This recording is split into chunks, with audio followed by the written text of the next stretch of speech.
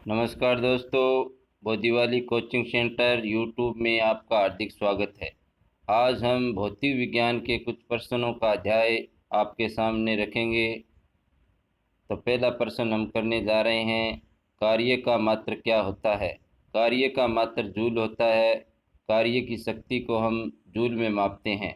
प्रकाश वर्ष किसका मात्र होता है, यानी प्रकाश वर्ष मात्रक किसका होता है, तो ये दूरी का होता है। ये दूरी मापने के लिए काम आता है। ल्यूमेन किसका मात्रक है, ल्यूमेन है वो ज्योति फ्लक्स का है। क्यूरी क्यूरी किसकी इकाई का नाम है, क्यूरी है वो रेडियो एक्टिव धर्मिता की इकाई का नाम है। पदार्थ के संवेग और वेग के अनुपात से कौन सी भौतिक राशि प्राप्त की जाती है, तो पदार्थ के संवेग और वेग से के अनुपात से द्रव्यमान राशि प्राप्त की जाती है।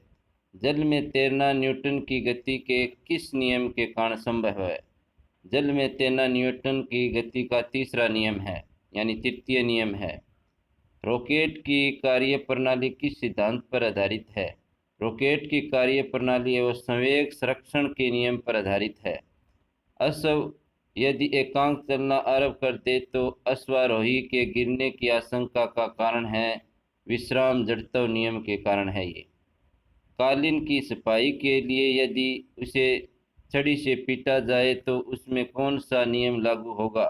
यह गति का पहला नियम लागू होता है इसके अंदर। अगला प्रश्न है, समुद्र में प्लवन करते आइस वर्ग का कितना भाग समुद्र की सतह के ऊपर तैरता है। यानी इसमें पूछा गया है कि बर्फ है वो पानी में कितना भाग समुद्र की सतह पर तैरता है, तो 1/10 भाग।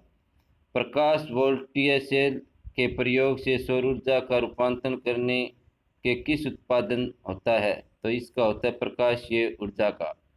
स्वचालित वाहनों में द्रव चालित ब्रेकों का इस्तेमाल वस्तुतः किस नियम का सीधा अनुप्रयोग है, तो ये है पास्कल का नियम।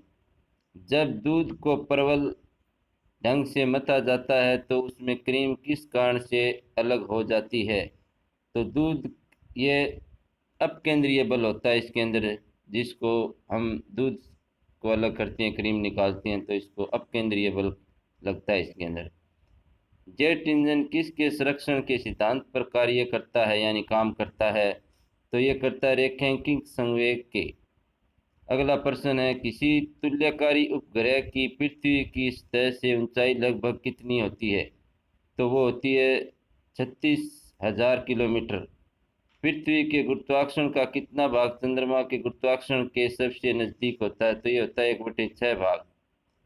वर्षा की बूंदों का आकार गोलाकार किस कारण से होता है, तो ये होता है पृष्ठीय तनाव के कारण। कपूर के छोटे छोटे टुकड़े जल की सतह पर क्यों नाचते हैं, पृष्ठीय तनाव के कारण ये जल की सतह पर नाचते हैं। पानी में लोहे की सुई डूब जाती है लेकिन जहाज तैरता रहता है, यह किस सिद्धांत पर है। यह सिद्धांत आर्किमिडीज का सिद्धांत है। आर्किमिडीज का नियम किससे संबंधित है, यह प्लवन का नियम है। गुरुत्वाकर्षण के सार्वभौमिक नियम का प्रतिपादन किसने किया, तो ये न्यूटन ने किया।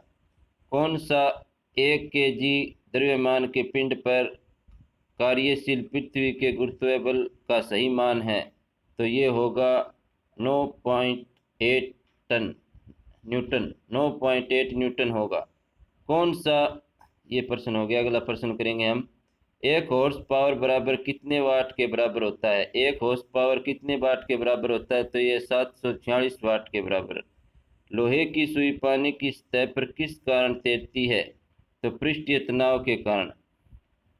एक गेंद को क्षैतिज से कितने कोण पर फेंकें कि यह अधिकतम क्षैतिज दूरी तय कर सके, तो 45 डिग्री कोण से। किसने न्यूटन से पूर्व ही बता दिया था कि सभी वस्तुएं पृथ्वी की ओर गुरुत्वाकर्षित होती है, तो ये बता दिया था ब्रह्मगुप्त ने। क्रिकेट की गेंद को किस कोण से मारा जाना चाहिए ताकि वह अधिकतम दूरी तक जा सके, तो ये 36 से 45 डिग्री का कोण से यदि गेंद को हम मारेंगे तो ये सबसे अधिक दूरी तक जाकर गिरेगी बॉल। अगला प्रश्न है हमारा, ऊष्मा एक प्रकार की ऊर्जा है जिससे कार्य में बदला जा सकता है, इसका प्रत्यक्ष प्रमाण सबसे पहले किसने दिया था? तो इसका सबसे पहले प्रमाण दिया था रमफोर्ड ने इसका प्रमाण दिया था। किस वैज्ञानिक ने सर्वप्रथम बर्फ के दो टुकड़ों को आपस में घिसकर पिघलाया था? डेवी ने। भाप इंजन में उबलते हुए जल का तापमान किस कारण से उच्च हो जाता है? बॉयलर के अंदर उच्च दाब होता है। अगला प्रश्न है, ताप युग्मी तापमापी किस सिद्धांत पर आधारित होता है? ये होता है सीबेक के प्रभाव पर। अगला प्रश्न है हमारा, पूर्ण विकर्ण उत्तरमापी किस सिद्धांत पर आधारित होती है? ये स्टीफन के नियम पर आधारित है। दूर की वस्तुएं जैसे सूर्य आदि का ताप किस तापमापी के द्वारा मापा जाता है? तो ये पूर्ण विकर्ण उत्तर तापमापी द्वारा मापा जाता है। कितना तापमान होने पर पाठ्यांक सेल्स और फ़ारेनहाइट तापमापियों में एक ही होंगे? तो ये होगा 40 डिग्री सेल्सियस, -40 डिग्री सेल्सियस माना जाएगा।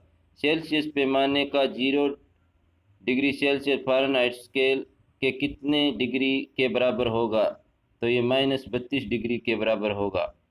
मानव शरीर का तापमान 98.6 फ़ारेनहाइट होता है। सेल्सियस स्केल पर यह कितना होगा? तो ये होगा 37 डिग्री सेल्सियस। अति लघु समय अंतराल को सही मापने के लिए किसका प्रयोग किया जाता है? तो अति लघु समय को मापने के लिए परमाणु घड़ियों का प्रयोग किया जाता है। एक मनुष्य का तापक्रम 60 डिग्री सेल्सियस है तो उसका तापक्रम फ़ारेनहाइट पर कितना होगा? तो 140 फ़ारेनहाइट होगा।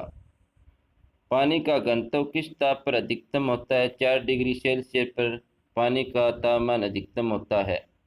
साइकिल के ट्यूब अधिकांश गर्मियों में क्यों फट जाते हैं? गर्मियों के कारण ट्यूब फट जाती है। गर्मी के कारण है वो ट्यूबें फट जाती है। किसी झील की सतह पर पानी सब जमने ही वाला है। झील से अंतः स्थल में जल का क्या तापमान होगा? तो जल के अंतःस्थल का तापमान 4 डिग्री सेल्सियस होगा। ऊष्मा के संचरण की किस विधि में पदार्थ के अणुओं का एक स्थान से दूसरे स्थान तक स्वयं नहीं जाते? यह चालन के द्वारा। द्रव्य तथा गैसों में ऊष्मा का स्थानांतरण किस विधि द्वारा होता है? द्रव्य तथा गैसों में ऊष्मा का स्थानांतरण विधि है सहवन विधि। सूर्य की ऊष्मा पृथ्वी पर किस प्रकार से संचार माध्यम से आती है? विकिरण के द्वारा सूर्य की किरणें पृथ्वी पर पहुंचती है। ऊष्मा के स्थानांतरण की किस विधि में माध्य आवश्यक नहीं है? विकिरण। ऊष्मा संचरण की वह विधि जिसमें माध्य के कण गति नहीं करते कौन सी है? ये विकिरण विधि है। आणविक संगठन के द्वारा ऊष्मा का संप्रेषण क्या कहलाता है? तो ये कहलाता है संवहन। सूर्य विकिरण का कौन सा भाग सोलर कुकर को गर्म कर देता है? अवरक्त विकिरण सोलर कुकर को गर्म कर देती है। धूप से बचने के लिए छत्ते में रंग संयोजन कौन सा सबसे उचित होगा? तो ऊपर हम करेंगे सफ़ेद और नीचे काला रंग।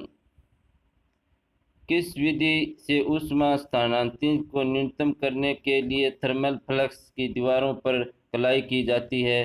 तो ये विकिरण के लिए। इस प्रकार से हमने 50 प्रश्नों का अध्ययन किया। ये वीडियो आपको कैसा लगा कमेंट बॉक्स में लाइक करें और शेयर करें और सब्सक्राइब करें। आप सभी दोस्तों का बहुत बहुत धन्यवाद।